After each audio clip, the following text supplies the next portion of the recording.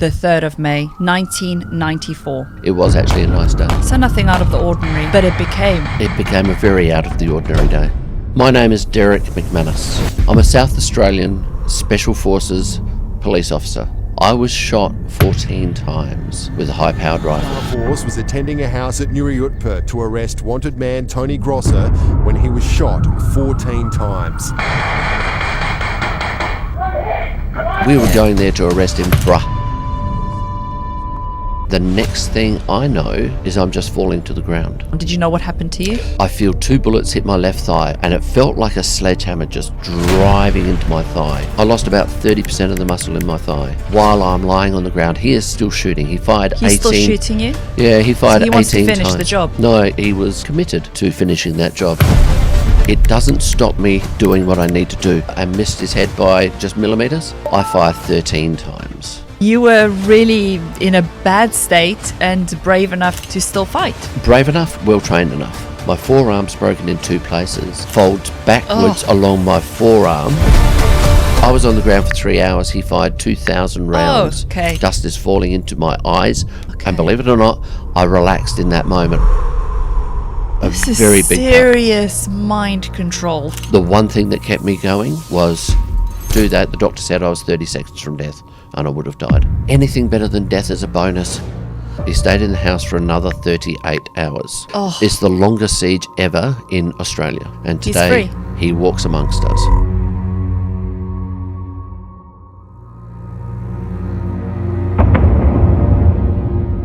Derrick, let's go back.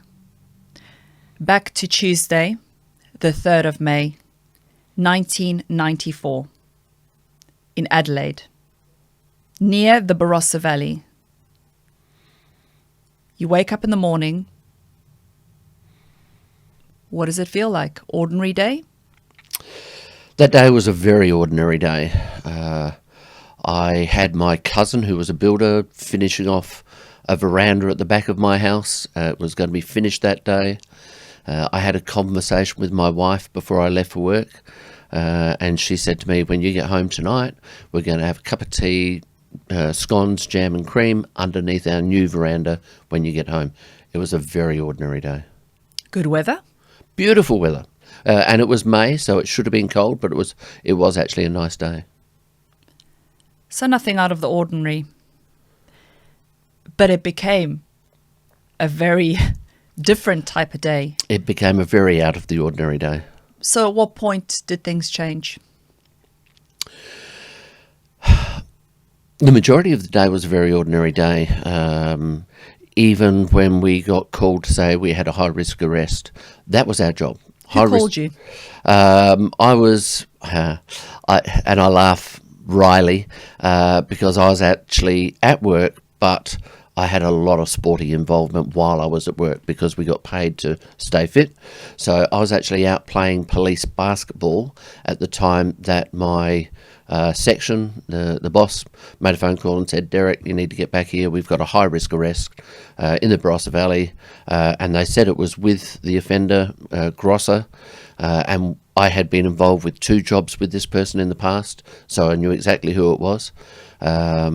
And when that call came in, most people think, oh my gosh, that must have been scary. Not a chance. We were trained for this, and this is the work we love to do. So when I got told there was a high-risk arrest with Grosser, it was like, excellent, more work. You thought excellent. Excellent. Despite knowing that Grosser's... tell us about Grosser. What is he like? So he's a innocuous character, essentially. He had been investigated for fraud offences probably 3 years prior to the 3rd of May. And when he was being investigated by the detectives at the time, we got a small hint that he might be violent because he said any cop who comes to my house is going to get shot. So we had a small hint. But we went to his house on that occasion. It was a midnight raid on his house because that's the time that he made the threat. It was late at night, so we went straight there to take his weapons off of him. And we did a belly crawl through his paddocks and up to his house, and we were listening at the doors and the windows to see if he was preparing weapons. Okay. So let's just take it a bit slower. So you knew that he might be violent.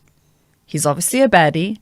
You've dealt with him before. You weren't afraid. It's business as usual to get called to this high-risk situation that's going on. You stop the basketball. You go get changed into what? Do you have vests? Do you have special equipment that you're putting on before you go there? Or Yeah, absolutely. So we went back to base, which was in the city, which is an hour away from the Barossa Valley. We had a very good briefing there. We drove out to the Barossa Valley police station and had another briefing with the police who were on the ground who wanted to arrest him on that day. And then we started putting on our special equipment, our vests, our drop holsters for our weapons, and other little bits and pieces. did you feel, was there a part of you that felt some protection from putting these vests on? I mean, did it psychologically, when you put on a bulletproof vest and the outfit for combat? I really love explaining bulletproof vest to people. Okay. Because they ain't bulletproof.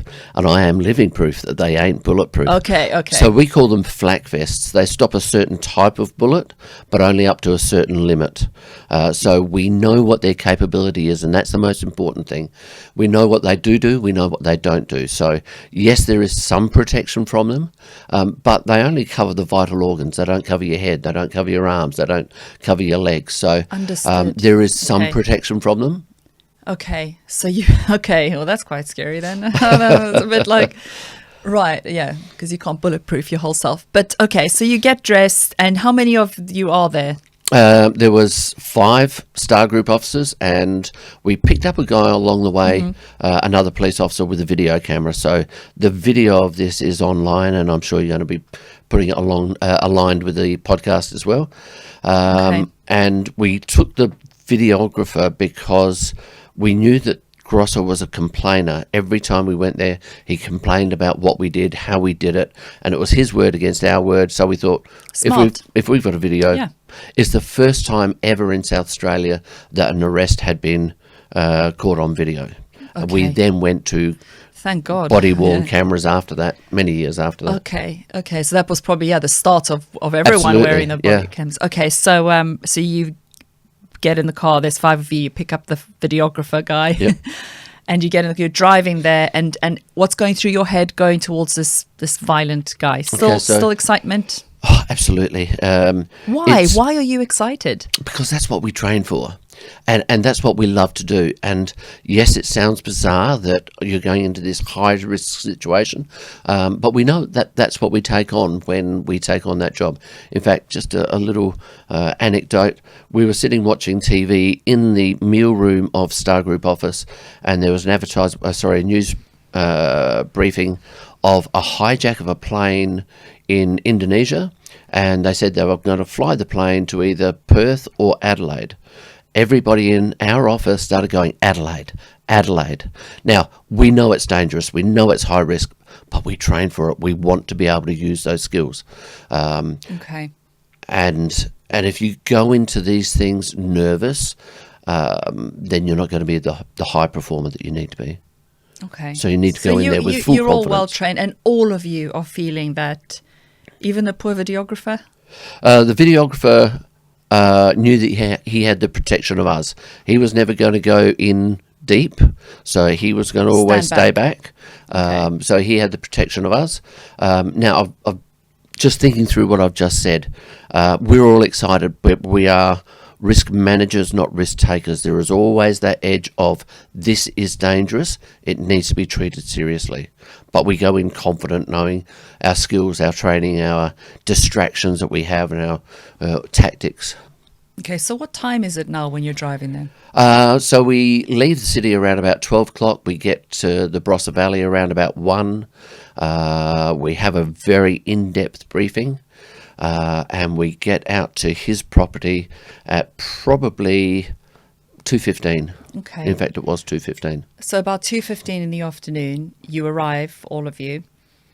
Describe his property to us. His property is What's a it rural like? property in Australia. It's he has about 20 acres, and he's only renting it. It's not his.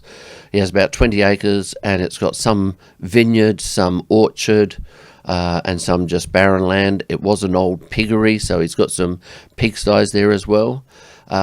He's a man who has a good deal of paranoia in his personality, so he keeps his front gate locked, and he gets in by actually driving past his front gate for about 150 metres, and then there's a gap in the fence, and he drives in through that gap in the fence. So people who are coming to his property think the gate's locked, I've got to stop here. We obviously had the intelligence that we could go in through that gap in the fence as well. So we went straight past, in through the gap in the fence, drove through the orchard, which was a harrowed field essentially, and very rocky, and you can see this in the video as we're driving in. Okay. Okay, so you're getting really close now, and you're on his land. Yep. Oh, and you asked Yeah. me what was I thinking at this Yeah. time. So many things running through my mind. First of all, what did the house look like? What was the best vantage points for us? We knew we were going to the front door of the house. We'd been to that property before, so I had a good idea as to what that all looked like. But I was also going through the fact that if he starts shooting, what will I do? My role in the entry was to be the first person to the door to pop the screen door, which would obviously be locked, and we had a special tool for that. I was then going to step aside. Somebody's going to come in with a battering ram. Another person would be first person in. Person with a battering ram would be second, and I was going to go third in. So if I was third in and he starts shooting, how do I give some protection to my mates further down the line? And I thought to myself, well, I can just fire and give him something to worry about. Fire high and around my partners, and then it ran through my mind, if I just start firing randomly into the house, as I need to do to try and stop him, I may hit his wife, who is in the house. And if I hit his wife, how am I going to feel about that? He also had 2 young children, 2 and 4, in the house. If I hit one of them, how am I going to feel about that? And it's not just at the moment I shoot them, it is in the days, weeks, months afterwards, and then the years afterwards. Okay. This is all running through my Right, mind. so in this journey, you're in the car, all of you, there's 6 of you now. 2 cars, yes. Okay, 2 cars, 6 of you, you're driving through, you went past his front gate, you went to the side gate, you're going over all these rocks and things into all these acres of land, and this is going through your head. You're thinking, right, this is the plan, this is the process, this is what I do, these are the risks, his children, his wife, all of those really valid, very serious, very, very serious things. And it's getting serious now. You're approaching. Yep. And it's all landing, isn't it? You park the car how close to the house? Pretty much on... Yeah, pretty much on the doorstep, probably within 10 metres of the house. Within 10 meters. So he's going to know you've arrived. Absolutely. It's without clear. a doubt. And you all come out. Are you shouting? Are you quiet? Are you... What's the... A little bit of background again. Prior to us arriving, we put a sniper into the bush for the last 20 minutes. So he's been watching the house and radioing us with information okay. about where he is and what he's doing. So we know he's in the house. We know he's going to hear us coming up. Okay. There's no two He ways didn't know about the it. sniper was there. He didn't know this. He did, well... Yeah, there's a deeper story to that. He had some idea that somebody else was around the place, but he didn't know it was the sniper in the bush. Okay, so he doesn't know about that, but you arrive and you get out of the car and you're not trying to be super quiet or anything like that. No, we're not trying to be So super quiet. We walk straight up to the house, and you can see in the video, we go into very much protective mode. I pull my pistol out and put it back down next to my leg so it's not too aggressive. One of the other guys pulls his pistol out and he's got it out at a 45-degree angle pointing towards the ground as he approaches the house. We know this guy has potential to be dangerous, so we are taking the protective measures without being as too intimidating if we don't have to be. Where's the videographer right now? The videographer has gone to a shed which is about 10 metres from the house, and he is just filming towards the front door. He's just filming towards the front door. So who knocks on the front door? The sergeant of the team knocks on the front door, and he calls out, Mr. Grosser, it's the police. We want to talk to you. There's no answer. Now, one of the things that we have in Star Group is we're very, very meticulous in our training, in our briefings, and in our operation. We know exactly what we have to do when we get there. Everybody has their role, but we also have the ability to go, do you know something? I have just seen a better option. Let's go and have a look at that option, and everybody can just roll from what we've planned to do into this other option, and everybody will still know exactly what they need to do because we've been through these scenarios in training hundreds of times. So is that what happened? You rolled into a different option, or he's still standing at the front door? He's not answering. So no. So what do you do? So we rock up. Sergeant Knox calls. There's no answer. We know he's inside. I look down the side of the house because I'm right on the corner of the house, and I look down the side and I see that there's a glass sliding door. Now, a glass sliding door is going to be easier to move through, smash the door and move into it. Yeah. It's going to be more efficient, more effective, So it's not open. safer, faster. Well, I thought to myself, I'm going to go down and make an assessment as to whether the door is open or not, and then come back and tell the sergeant. Report, yes. It is 5 steps for me to get to that sliding door and 5 steps for me to come back. I walk down the side of the house. I have to move out away from the house because my shadow is being cast towards the house. And so as I pass a window, I move away from the house so that the shadow is on the ground, not on the window. Smart, yeah. But it's all part of our training. It's you know, when you're in that environment, that's a basic thing to do.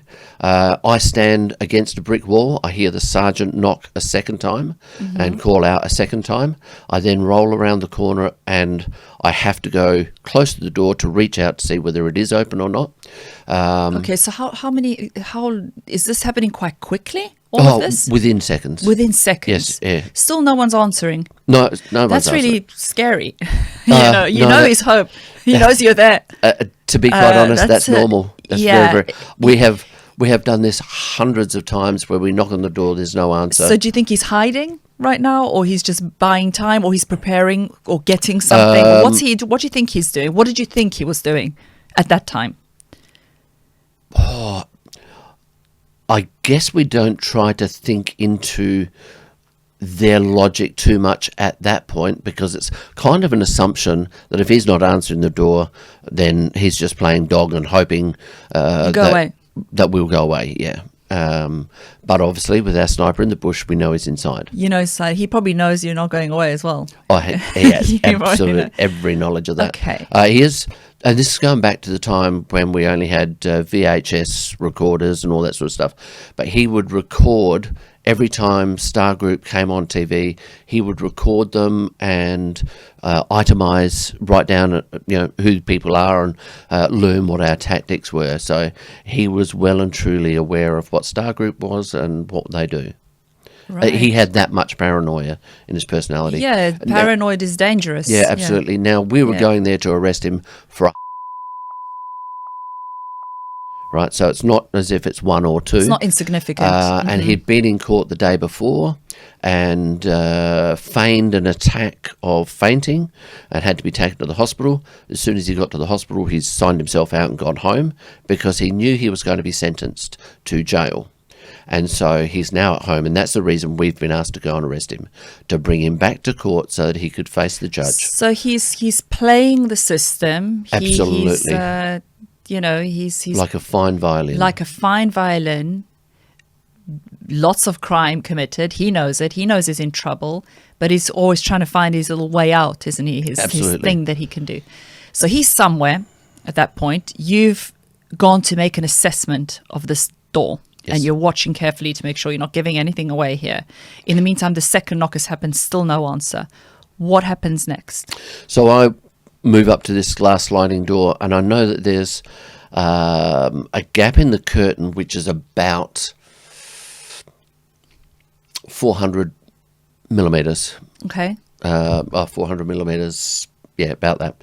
And I know that there's a possibility that I could be seen, but it's a minor possibility.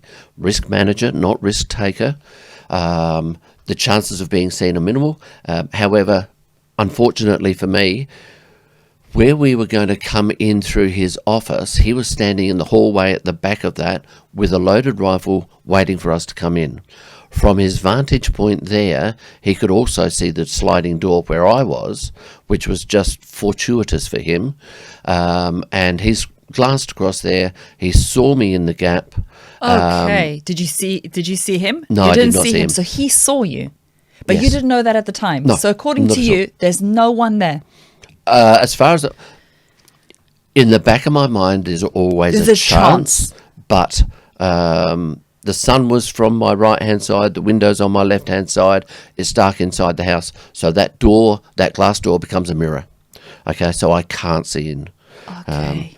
Okay. And that's just an assessment that I knew was a thing. But the next thing I know is I'm just falling to the ground. Okay.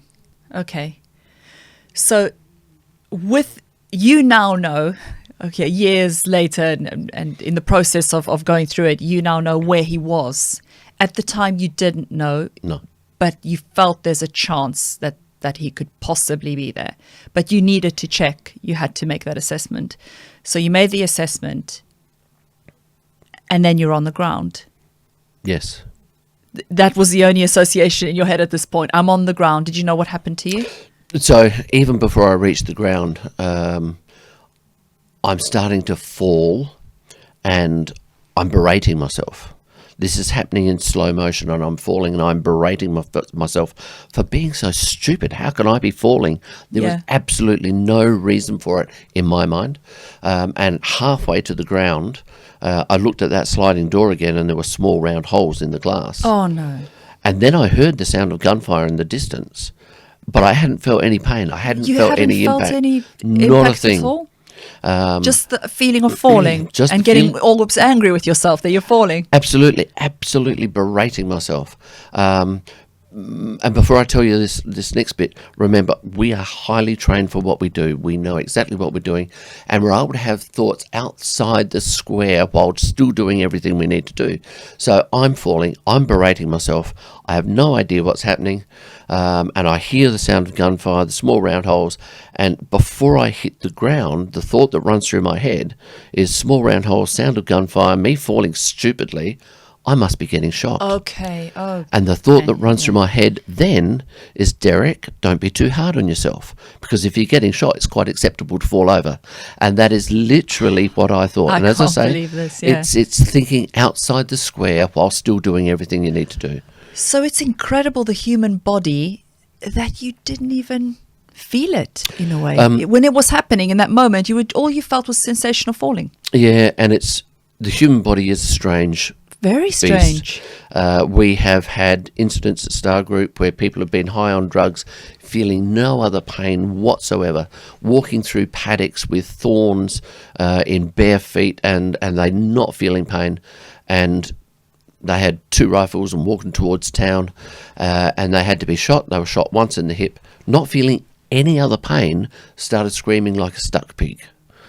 Because of the pain of this. They high on drugs, wasn't feeling anything else. For me, and lots of people have lots of different experiences. I've been to many car accidents where you go, oh my gosh, that must hurt, but they're feeling no pain. And other people with extremely minor injuries are screaming. So that's bizarre. And that is real for them, and I don't take anything away from them for that pain. But the human body is unusual. You've just been shot. And the only way you've made that association is because you saw the bullet holes, you heard the gunfire, and you were falling. Yep. And then you landed on the floor with a thump. Was that painful? I don't remember the pain of No. falling, but the next bit that I remember, which will have your eyes amazed as well, is I'm lying on the ground with my feet pointing in the direction of where he is and my head facing away. And while I'm lying on the ground, he is still shooting. He fired 18. He's still shooting you? Yeah, he fired 18 times. So he wants to finish the job? No, he was committed to finishing that job. And while I'm lying on the ground, I feel 2 bullets hit my left thigh. I do feel these 2 bullets. It's the only 2 bullets. How did it feel? It took about 30 seconds for those 2 bullets to hit me, in my mind. In reality, it's that space of time. But time slowed down and I just analysed everything. And it felt like a sledgehammer just driving into my thigh for the first bullet. And then I felt a shockwave slowly go up through my body and then slowly come back down through my body, back down to the point of impact. And then I felt the second individual hit. And it was shockwave up, shockwave down. So true shocking your body, like everything has moved. My body was writhing on the ground. I could feel that shockwave just passing through me. And the bullet's going in and it's staying in. Yep. No, the bullets didn't actually stay in. Why, I have no idea, but they've come down at probably about a 30-degree angle because he's standing up and I'm on the ground, probably at about a 30-degree angle. They've entered my thigh and then turned around and come back out again. How that works, I have no idea. I'd like to think I've got thighs of steel, so but it just ripped through your... Completely ripped through and ripped back out again. Back out again. Yeah. And I lost about 30% of the muscle in my thigh as a result of those two bullets. Okay. So let's just go back to the guy that's doing this. So when he threatened, I'm going to shoot you coppers if you go on my property, he meant it. He really meant it. He meant that threat. It's hard to say whether he meant it or he just wanted to be threatening. Part of his history that we knew was that he had been involved. Whenever anybody confronted him, he would threaten, he would intimidate, he would try to make them back away for fear of getting injured or die themselves. So we know that's part of his personality. So we have that in mind when we approach the house. But always knowing he has made that threat, so he cannot be disregarded. Well, the association was made to you guys and bullets. So he did load his gun and he shot at you and the bullets went through your body and you felt them. Boy, did you feel them. And you're lying down and your feet are pointing up. Correct. What are you thinking? So the 30 seconds, part of it I'm feeling this. Part of it I'm also thinking to myself, how can I possibly lie here again? I'm berating myself. How can I lie here for 30 seconds and just let this happen to me? I'm highly trained. I should be doing more of this. But as you say, my feet are pointing up and I know that I need to fire back. I've already got my pistol in my hand. Okay. I know that I need to fire back. But as I line up to take that first shot in return fire, I realise my feet are sticking up at the other end of my body and I know that I need to lift myself up. But my upper body's got a flak vest, it's got weaponry, it's got equipment, and the upper body is heavier than the feet anyway. And as I lift my upper body up, my feet come up to counterbalance, and the thought that runs through my head is I'd better not shoot myself in the foot. Yeah. Because the guys at work will give me shit for the rest of my life. Okay. And that is the thought that ran through my head. No. Now, I reiterate, it doesn't stop me doing what I need to do, but we're able to have these thoughts outside the square while still doing it because we're so highly trained for what we know that we can anticipate in the job that we do. So I know that I don't want to shoot myself in the foot, and I do fire back, and I do miss my feet. But it's only when I fire back that he stops. And that was my whole intention. I couldn't see him. I could hear where the bullets were coming from, so I fired in that direction. I hit a brick in the wall next to his head and missed his head by just millimetres. Good and shot, a little bit of shrapnel goes into his head. And there's another bullet that skips across his back. And nobody knows what stage of the siege this bullet skips across his back. Okay, but he feels threatened at this point because two bullets have gone in his direction and he's got shrapnel in his head. So he must have moved from there. He probably thought, right, well, great. I'm leaving this. He took protection. So when I'm lying on the ground, I consciously fire back and I consciously want to fire just 6 or 7 times because I'm aware I can't see him. In the video analysis afterwards, I fire 13 times. So I just got a little bit excited at that point. Okay. But some of those bullets went close to him. He was getting what was and coming. He was under threat. And you were really in a bad state and brave enough to still fight. Brave enough, well trained enough. Extremely well trained, and with the right mindset to be able to manage those things. And that's mostly part of our training as well. Okay. Yeah. So that's incredible. It's one of those strange things. Yeah. Police officers generally, whether they're in the special forces area or just general duties, the normal person, when they hear gunfire, they'll run away. Police officers will Yeah. go, "What's going on? How can I get closer? How can I find?" It's part of our training. It's probably part of our personality as well. Okay. We want to do something to negate the threat. So the threat's been negated, and he's now stopped, gone. You don't know where he's gone because you're lying there. Correct. What's next? I roll to my right a couple of meters. Why? Just to get out of the line of fire, rather than trying to get to my feet, which would be cumbersome at that stage, and take extra time. I needed to get out of the line of fire and protected. I knew the layout of the house. If I rolled left, I would be still within the family room, and further in past more of the glass sliding door. I knew that if I rolled to my right, that there's a wall there and it goes into the laundry, and he would not be able to see me through that from where he was at that time.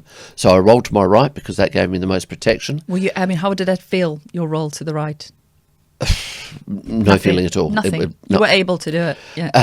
And just on that point, at this stage, there is no pain. Okay.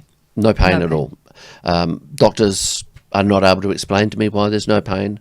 And bit like I was explaining before about some people feel pain from minor injuries and others don't. So for me, there was just this no feeling of pain.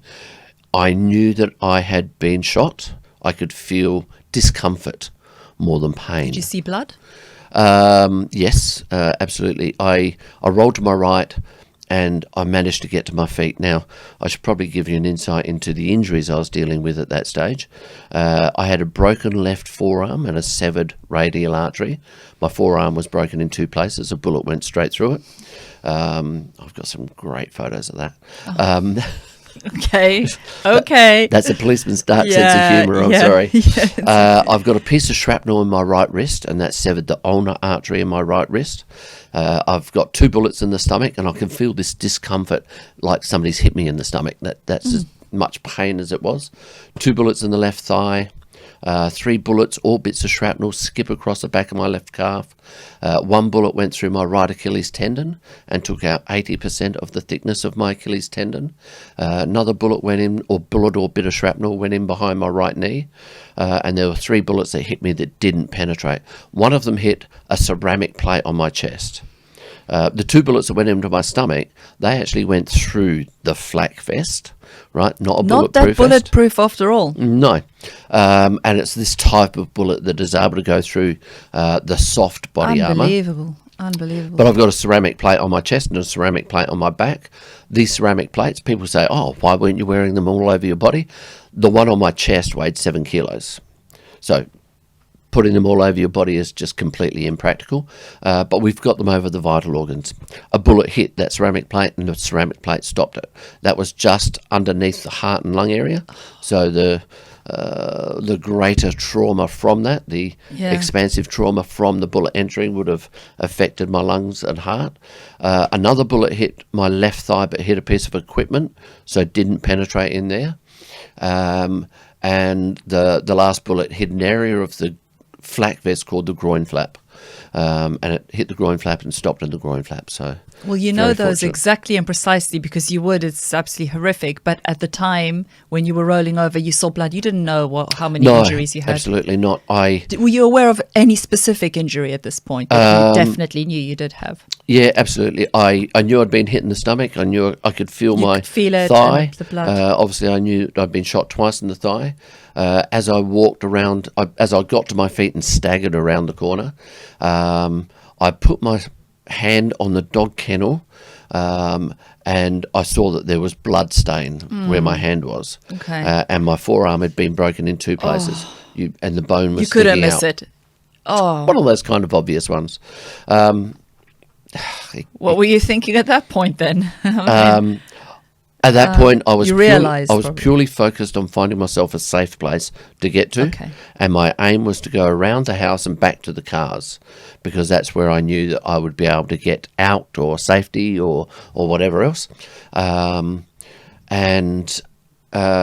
only gone about 7 or 8 meters I leant against the wall at one point.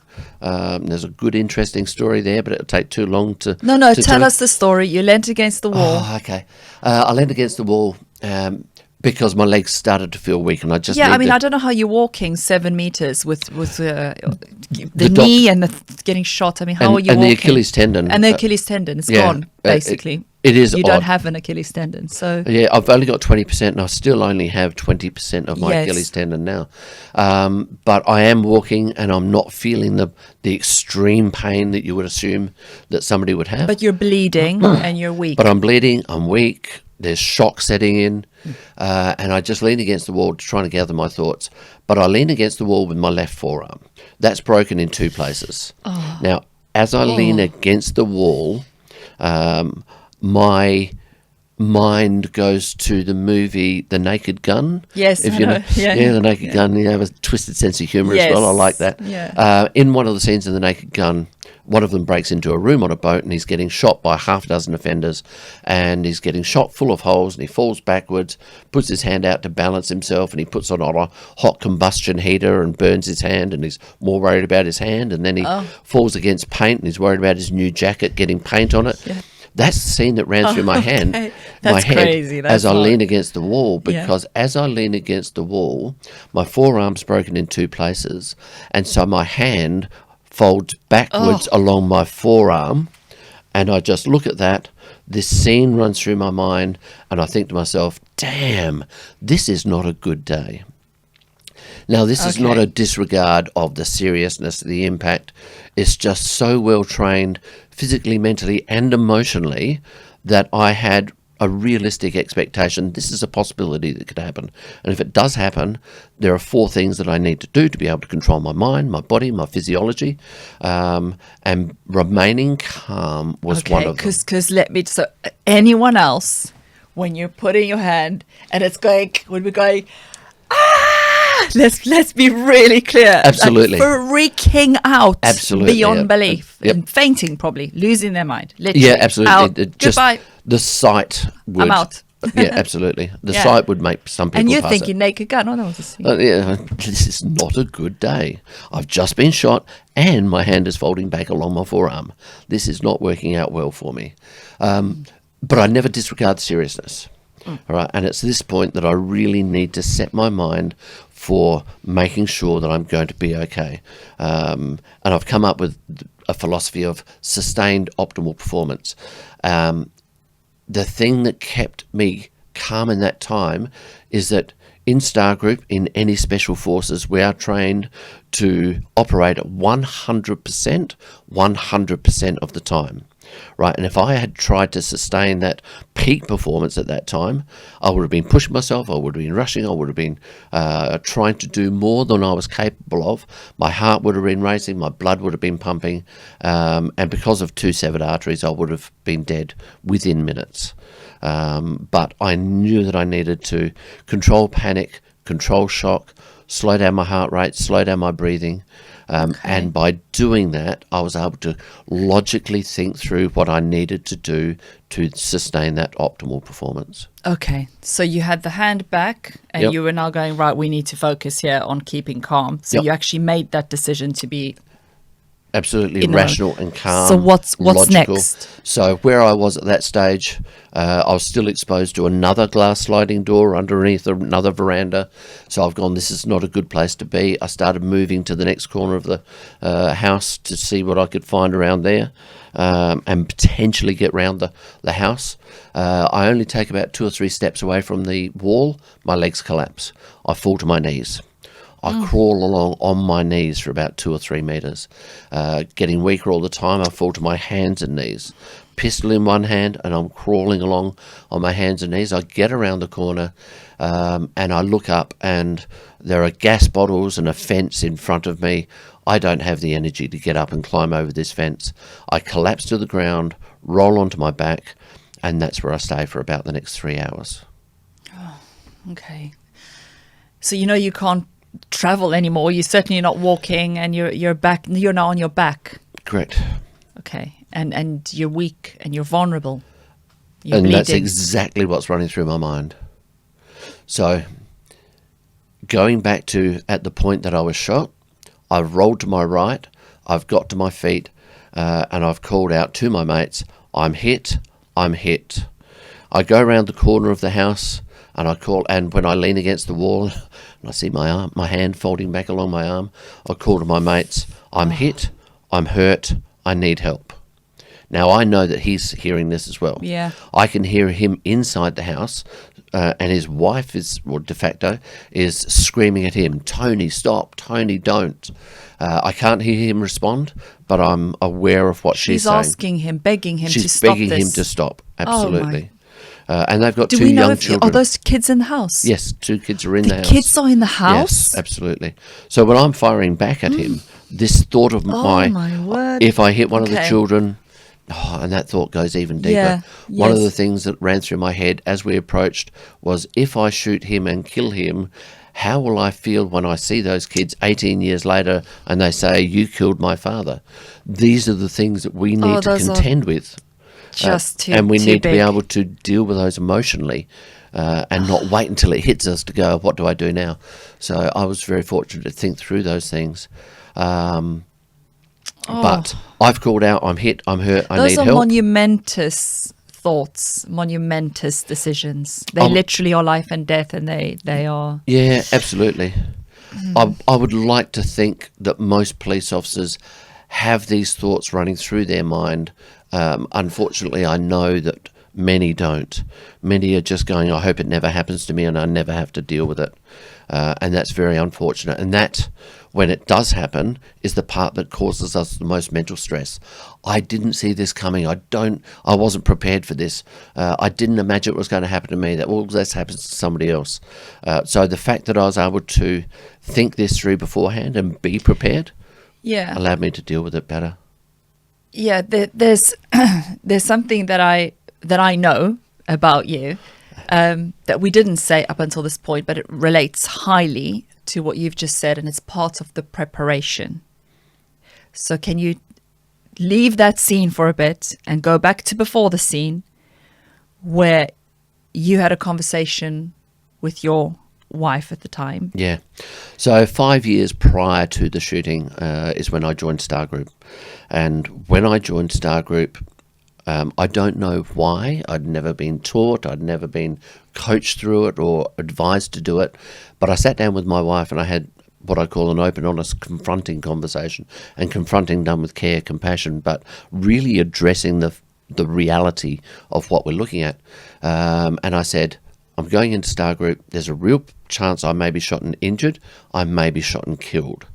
And I wanted her to be on the same page as me. I wanted her to be able to make informed decisions about how this action might impact her as well as the family, and so that she would have more chance of being supportive rather than angry. And I know exactly where she is. So I said, real chance I may be shot and injured, I may be shot and killed.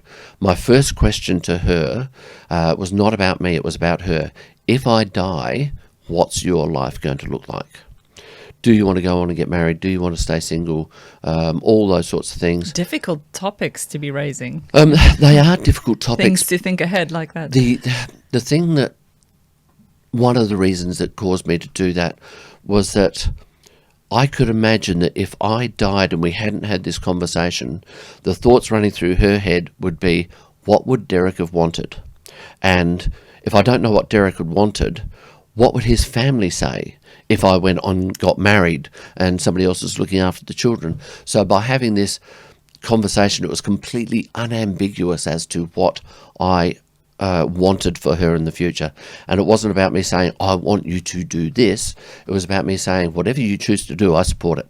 Right? I want you to just live Derrick, your life. You're a very compassionate, kind, and empathetic person. The way that you would, even approaching the scene, you were thinking about how to keep others safe. It wasn't how am I going to keep myself safe. You're thinking about the others and protecting in the group, where you need to be in the group so that everyone collectively as a whole. You put yourself into a dangerous situation so that you can protect others, so that you can find the best route for others. You're thinking about your wife and allowing her to go and be with someone else when you're clearly in love with this woman, and you know you want her to stop, but you're not being selfish. You're not thinking this is about me. You're always thinking about other people. And I just find that is an incredible thing in your character. I'm just going to put that out there. Thank I you think so it's much. Thank you very It's much. just amazing, amazing. So you have had this conversation with her, and Yep. she has permission to live her life without you. Is that going through your mind at the time when you've now hit the floor and you're completely out of it, or at this point are you still in I'm you know, because you don't know if you're going to survive? No, that's right, absolutely. I'm just going to go back to that conversation for a Okay. moment, because what I also said to her was, I may be shot and killed, but I need you to know right now that if I don't die, anything better than death is a bonus. Even if I have a spinal injury and I spend the rest of Okay, my yeah, life in a okay. wheelchair, and this was a conversation we had, if I spend the rest of my life in a wheelchair, so long as I am able to interact with my children, I will find a way to enjoy life. Now, in my mind, I had to have that conversation with her right there and then, so that it could be completely, again, unambiguous that I will find a way. If I say it after I get shot and after I'm in a wheelchair, it could sound like just platitudes, or, you know, I'll try and make the best of it or whatever. No, this is a meant conscious it. decision, and I know the risks before I'm going in. Okay, wow, okay. Yeah, so you actually even foresaw that you might be in this wheelchair, you might have to look at, but you, as long as you can see your kids, it's all good. I'm going to blow your mind because it goes one step further. Okay, go on. I said, if I die, what are you going to tell my children about the person I was who decided to go into this knowing that that was possible? And so we had a very clear discussion about what I would like her to say to my children. Wow. Talk about preparation. You're preparing on I think that's just- emotionally, Yeah. physically, everything. I think that's just the reality. Okay, that's the reality of the situation I was going into. What I talk to people about is that we need to prepare for what we can realistically expect to encounter in our life. Now, you wouldn't need to make those sorts of conversations happen because you're not going to be facing weapons. You're not going to But be... you know what, Derek, as you're speaking, I'm thinking how much all of us aren't prepared. We're not having those conversations. How many of us don't have wills? How many of us haven't spoken about what could happen if you die, if I die, if this happens, if that happens? What if I'm, you know, we don't talk about these things. We don't prepare for them, really. No, we don't. Not really. And- Maybe and- a pension, maybe. Yeah, that's right. So You know. I have a whiteboard exercise. But we can where- all die. Sorry, we can all get hit absolutely. by a Somebody- bus. Correct. Get Yep. anything can happen. We're all in danger all the time, and there's not to mention cancer and all those diseases that are out to get us. So we're all vulnerable. And I have a whiteboard exercise where I say, what are the challenges and changes you can see in the next 12 months to 5 years? And people come up with, and it's in your life, in your work, in your family, in your sport, in community, and people come up with cost of living, losing a parent, children going through school, new children into the family, all those sorts of things. And then I say, how does that make you feel? How are you going to feel when you face these challenges and changes? And then I jump to the fourth column and I say, what are the resources for you to be able to deal with these? And then at the end of workshop or presentation that I'm making, I say, what are the triggers? What are the behaviours and the thoughts that tell you you need to access those resources now? And that's just looking at how I prepared myself and realising that that model can help others to start thinking about their challenges. So let's work through the model. You're on Yeah. the floor. That's it. You can't even walk anymore. And you're on your back Yep. and you're bleeding. Yep. How are you using this? How was I using that model? So the first thing I had to do was ensure my safety at the time. Instantly, I'm on my back. I'm feeling absolutely useless, and my mind instantly peaks to panic. Yeah. And that's when he starts shooting through bricks in the wall. And So he's still going for he, it. I was on the ground for 3 hours. He fired 2,000 rounds in that 3 hours. Even though He the didn't- wife is shouting to him, going, "Tony, stop!" yeah, she was shouting, and the videographer kept the video running. He only had a certain amount of battery life. It was back in 1994, so batteries weren't great. So he would take video, he'd stop video, but the video shows that she left the house with the two children 7.5 minutes after the shooting started. So Good. she's out of there. Yeah. I have no idea about that, No. but she is not my concern. She did the right thing. Yeah, absolutely. But she was never my concern. What I knew about her was she was no threat. she was never going to be that kind of person. So I was worried about where he was. He starts shooting through the bricks in the wall directly above me. Dust is falling into my eyes from those bricks, and I have to cover my eyes to stop myself from being blinded. My instant panic was, I was lying under the kitchen window. I felt like he was standing in the kitchen, and if he looked out that kitchen window, he would see me on the ground. So as much as I can't move a lot, I've shimmied closer to the wall and put myself on a 45-degree angle, so that I would lower that profile if he did look out. But eventually I look at the dust that's being distributed by these bullets being fired through it, and I see that the dust is on a very flat trajectory going straight out. So that means that he is at that level and firing straight into the bullet and straight into the brick and straight out. And I also see that that's well and truly above the kitchen window, and he must be in the attic of this old farmhouse. And so at that stage I go, I can relax. And believe it or not, I relaxed in that moment. I could actually wind down and start thinking about my body. And that's when I said, got to control panic, got to control shock, slow down my heart rate. You're telling yourself this? Absolutely, going through this in my mind the whole time. And part of that comes from the fact that I was a highly trained recovery and tactical diver. So why are you saying slow down your heart? Why are you saying, I mean, I just want to know what the logic, the rationale behind it. Controlling panic and controlling shock were important, so that controlling panic, I could have clear thought about what I needed to do. If I'm in panic, then that's fight and flight. And you're freaking out. No logical thinking at all. Control shock. Part of the shock response is that the body sends blood to the major organs of the body, the legs, the arms, for running, fighting, all that sort of thing. But part of that process is it drains blood out of the prefrontal cortex. And when we lose blood from the prefrontal cortex, that's where we do our higher level thinking, our planning, our processing, our creativity. And so by controlling shock, I can get that blood back up there and do that higher level thinking again. Wow, you're actively pumping blood to your brain.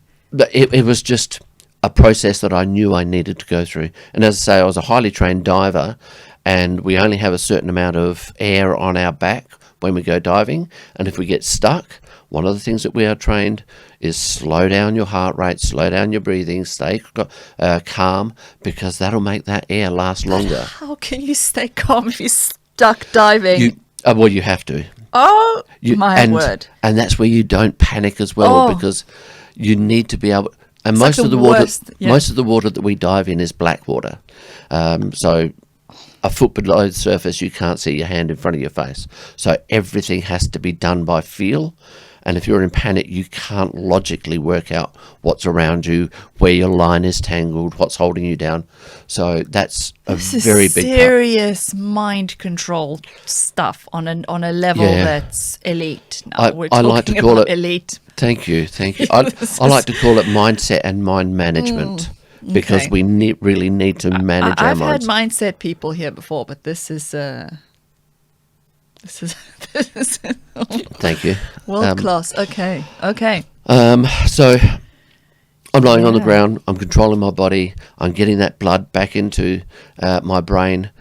And one of the thoughts that runs through my mind is that he's now shooting just continuously. I'm vulnerable. I'm on the ground. I can't do anything. I've called out to my mates and I'm hit. I've called out to my mates and I'm hurt and I need help. And I know that he's heard this as well. So with the blood flowing back into the prefrontal cortex, I've been able to start getting creative in that moment. And I thought to myself, and I did call out, I'm hit, I'm hurt, but I can still shoot. I don't know whether he heard me, but it made me feel better. And I yelled out as loud as I could so that I would intimidate him, so that he would know that he was a threat if he came out to hunt me, which was one of my big concerns. He was hunting. Vulnerable. He was hunting all of you.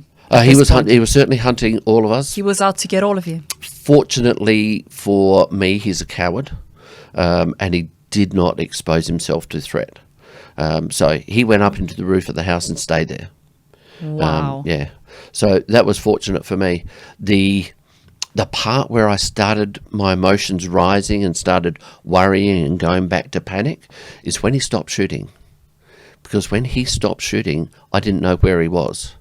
And there were moments of several minutes where he wasn't shooting. Okay. And it's like, oh, he must be coming out and hunting now. Where is he? In the analysis afterwards, I now realise he stayed up in the roof, and what he was doing during that time of silence was reloading. Magazines with more How many? What does rounds. this guy have a stash of bullets in all the rooms? I mean, what? He fired 2,000 rounds. Where does he get all these bullets from? He had 3,000 rounds left in the house. Absolutely. He used to be a firearms dealer, and so he had Explains a lot of very nice firearms. We took the firearms off of him when we first saw him in a court system bungle. He got the firearms back. We then went out and grabbed them again. We only got half of them back because he'd hidden the other ones and wouldn't tell us where they were. So we always knew that he was potentially going to have those. But he also had acquired another 5,000 rounds. And he still had 3,000 rounds in the house at the time of his arrest. Okay, so there's some waves of, you're working Absolutely. now Yep. to control the so brain. when he's not firing, I'm starting to It's going peak. up. As soon as he starts firing again, I can relax again. And that's when I start thinking about my body. And going back to that conversation with my wife, I may spend the rest of my life in a wheelchair. The one thing that kept me going was wanting to get back to my children, wanting to get back and interact with them. And I consciously accepted I may spend the rest of my life in a wheelchair because of the injuries That's I had. what you're thinking at this point. Yeah, absolutely. And it was a conscious acceptance.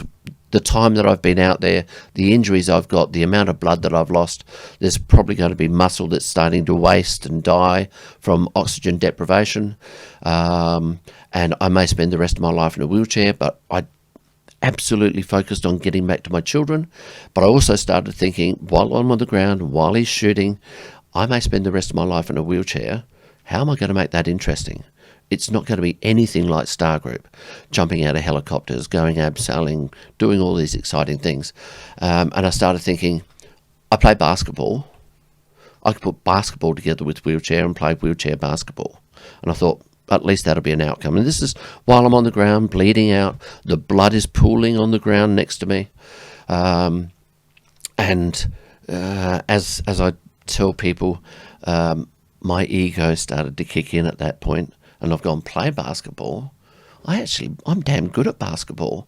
I'd made the national police team, and we'd toured, different places in Australia playing basketball. And so I've gone, actually, I'm damn good at basketball. If I'm damn good and I put it together with wheelchair, I may be able to make the Paralympic team. And the Paralympic team, they travel the world playing basketball. And in my life at the moment, I'm not travelling the world. So this actually might not be a bad thing. You're thinking positively. I'm at this thinking point. very positively.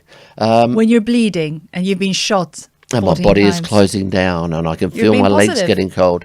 But my ego took me to another level as well, and I say it's the God. the Ego. special forces ego. Yeah. So ego's good. I like it. I like it a lot in a time like that. I really encourage Take people it. to embrace their ego. Yeah. We've got to have that confidence in ourselves that we can build a life for ourselves. Yeah. It doesn't have to be an arrogant ego, but it has to be a self-confident ego. And so this huge self-confident ego started thinking, if I'm damn good at basketball and I can add that to what they're already doing well in the Paralympic team, we may be able to make the Paralympic finals, and I may end up with a gold medal as a result of getting shot. Now, That's great. I love it. I have reflected on this, and most of my reflection has come by people asking me questions, and I have to go in deeper into my mind and go, what was I thinking? How did I get there? Because it's, when I first thought it sounds strange to me as well. But I realised that was building a sense of optimism for the future. If I'd just gone into pessimism, I've been shot, my life's going to be terrible, I wouldn't have had the strength to keep on fighting. Not the physical strength, the mental strength, because there's nothing to look forward to, so why bother fighting? This sense of optimism, I'll get back to my kids, I'll be able to interact with them, and I may make maybe get a gold medal, gave me that something better to look for. My life was never going to, in my mind at that time, I was never going to go back to what I had at the moment, but there was still something better than where I am right now. Yeah. And that's where we need to get that sense of optimism. Beautiful. We may not be able to get perfection, but what can be better than where we are now? And then keep building from there. Okay, and then do you get some help after? Do you eventually, do they So- scraping you off? Do the ambulance come? Yeah, so I'm lying know? on the ground for 2 3/4 hours. And at 2 3/4 hours, I've been consciously monitoring my body. My legs have closed down. My arms have closed down. The pistol has fallen out of my hand because I don't have the strength to hold on to it. And so I know that blood is coming to short supply. And at 2 hours 45, my vision closes down. Now, instead of my vision going to shades of grey or black as pragmatic copper expected it to, my vision went to an absolutely pristine white. Not a white tunnel or just this absolute whiteout. Weird. An absolutely pristine white. And at that point I started thinking, is this what they talk about in religion? Yeah. Is this the white this light heaven? of... Absolutely. I'm not a religious person, but Could have been. it runs through my mind, Could is have this what they talk about? Been heaven. You've seen heaven. Absolutely.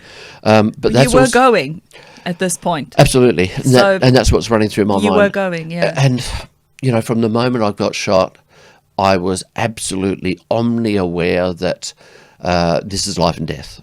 Yeah. I could die within moments or sustain optimal performance and last as long as I can. But this was crux. I am now either going to die, or because my vision's closing down, there's not enough oxygen going to my Yeah, brain, that's it. and I could have oxygen deprivation of the brain, and my brain's going to start deteriorating. Many of my mates say it did, but I don't think so. Yeah, okay. But this is the point where I start fighting my hardest. I start moving my body, the little bit that I still could, and I start speaking out loud to myself and saying, Derrick, don't give up. Derrick, keep on fighting. And at that point, within 30 seconds to 2 minutes, 2 rifle shots are fired from outside the house, back towards the house. Dump of adrenaline into my body. This is my mates on their way back. I know they're coming to get me, and my vision comes back up, but I'm passing in and out of consciousness. Boys came in under a hail of gunfire because the shooter heard the truck He's coming going up, crazy now and at this he point. starts shooting even faster. But the boys are with me. They pick me up. There's a moment of humour in the moment they pick me up, and they get me out to the doctor, and he treats me and gets me to hospital and literally saves my life. But I've just got to mention that the doctor and the medical team stood in direct line of fire for 10 minutes treating Trying to me. save you. Yeah. And if they didn't do that, the doctor said I was 30 seconds from death and I would have died. So they risked their lives for 10 minutes incredible. to stabilise me. Absolute dedication. That is dedication. It's Yeah. being a human It's at heroic. its finest, at its Yeah. absolute finest. And The worst of humanity and the best of humanity. yeah, absolutely. In one session. That's wow. They really came at the right time for you because you were going. I do like Yeah, to quip that you were Star Group. going. I like to quip that Star Group is well known for its timing, but that was a little bit too was close for me. So That was close. too- It's yeah, a little bit that's right. too fine. But, better late than never. So, and on time, just in time. And then, so you got to the hospital. And how was that in the hospital? How were you? So I was still talking as I was going into the hospital. I don't remember it at all. I was passing in and out of consciousness. The first thing I know is I wake up in high intensity in critical care ward, and machines going beep and all that sort of stuff. But I wake up, and believe it or not, I'm happy. I'm just relaxed. and You're going, alive. I'm here, and that's it. Anything better than death You're is a alive, bonus. yeah. And I think the anything better than death as a bonus is part of the reason I was able to be relaxed at the time that I was on the ground and able to have these thoughts outside the square about basketball and anything else like that. I'd already prepared myself. I say that I did my therapy for the shooting 5 years beforehand. Wow, When I had yeah. that conversation with my wife. Yeah. I totally prepared myself for the risks that I knew I was taking. And that's, again, I've got a model that helps people go through that process. But I prepared myself so that when I came out of it, I was just happy. and looking forward to what's next, and knowing that, it was going to be a huge challenge. There was no doubt I was in pain at that stage as well, huge amounts of pain. I was on morphine, and I couldn't press that morphine drip often enough, but obviously it's regulated to once every 5 minutes, but I was pressing it every minute. You still had to experience pain. Okay. Yeah. Wow. So you're battered, you're bulleted, you're lying there, you're happy to be alive, they're working on you, they're trying to sew you up, fix you up, stitch you up as best as possible. You're getting some support from your friends, from those that were there. Yeah, absolutely. In and out of surgery, back in several times to try and fix up what they weren't able to address. My first initial surgery was 6 hours. I used 24 units of blood, so blood donors are absolute heroes in this scenario as well. I'm getting medical attention. I'm getting attention from my family. Apparently in the corridor outside my critical care ward, because they couldn't bring it into that area, there were flowers, there were cards just choking the hallways. So I feel very, very privileged to have had that. The nurses couldn't do more for me. I was treated extremely well in the critical care hospital that I was in, but once I got to the point of being stable, and that was after about 5 days, the nurses said to me, you need to go to a better hospital, a more comfortable hospital. This is pretty much a basic hospital, and I could go to a private hospital, and I did. Yeah, have further treatment. And do my rehabilitation. Okay, and what about the baddie? He stayed in the house. I was on the ground for 3 hours. He stayed in the house for another 38 hours. It's the longest siege ever in Australia. Wow. He really locked himself in there in that attic. Absolutely. And police had the operational sense at that time, through learning that we'd done, that he was the only one in the house. So there was no reason to risk any more people going in to try and coax him out or try and arrest him. They used some tactics which made him surrender after the 41 hours all up, but nobody actually entered the house to risk their lives. Is he in prison now? This happened in 1994, which is about 31 years ago. He got 22 years jail, so he's served his time, and today he walks amongst us. That's our court system. He has never accepted responsibility for the shooting. He's never apologised for the shooting. He's never said it was the wrong thing to do. He walks amongst us. He walks amongst us today. So if you go to Adelaide, maybe he's still in Adelaide, near that region. Absolutely. You could encounter him. I know exactly where he is, which is a bit of an irony as well, because as a victim of crime, I'm not allowed to know where the offender is. But cutting to the end of the story, I went back to policing, fully operational, went back to Star Group. Great. But because I was still a policeman up until 2018, I had to know where he was because of operational safety. Every copper was told where he was. So the irony is, as a victim, I'm not allowed to know where he is, but I knew exactly where he is, and I still know where he is now. And you still know. The question that gets asked most here is, how do you feel about that? Yeah. 85% of my personality, my mind, is very relaxed. He's a coward. He will not be proactive in taking offensive action against anybody. And so I feel quite comfortable. I have the privilege of having third-party removal from it. He didn't shoot Derrick McManus. He shot the cop that was walking down the side of the road, side of his house.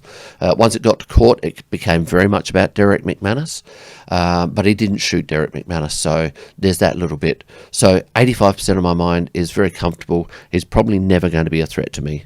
15% of my mind says don't be complacent. Never give up on that vigilance, that you cannot predict what a coward's doing. A brave person have predictable actions. A coward is not predictable. Erratic. Absolutely erratic. They act in the moment. They take opportunities that you just don't Yeah, expect. they say a scared animal is a very dangerous animal, Absolutely. a cornered animal. Yep. And And that's we're animals at the exactly end of what the he was. day. He was a cornered rat.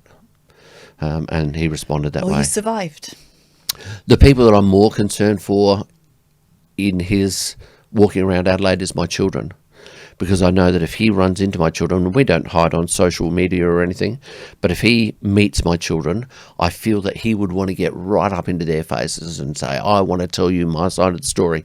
And so I have sat down and discussed this with my children. If this happens, this is how you might feel. This is how you might be able to respond. These are the things that you can do. I'm sure so they're well trained in mindset and controlling our own mind animal. my you my know. mind sometimes goes out of control, and Yeah. and my kids start lecturing me. Dad, this is what you teach. Oh, this is what good. you need. Yeah. Absolutely, they pull me back into line every Well, time. it's only natural. It's only human, and I know I'm sure in your life you've had since then moments where you've had to use that process since. I like to think that I use it every day, but for everyday scenarios. That process applies. I talk to kids in schools about the challenges of being bullied and getting through your maths work and all that sort of stuff. And the process applies as much to their challenges as it does to the SAS that I've got to talk to the SAS in February. I talk to CEOs about their challenges. The process is universal, and it's about going beyond resilience, and it's about sustaining optimal performance. Derrick, it's been incredible, mind-blowing in every way, and I want to thank you for your time. Aleksandra, it's been an absolute pleasure. This has been one of the most pleasurable, in-depth interviews, and I really appreciate the way your mind works as well. Thank you.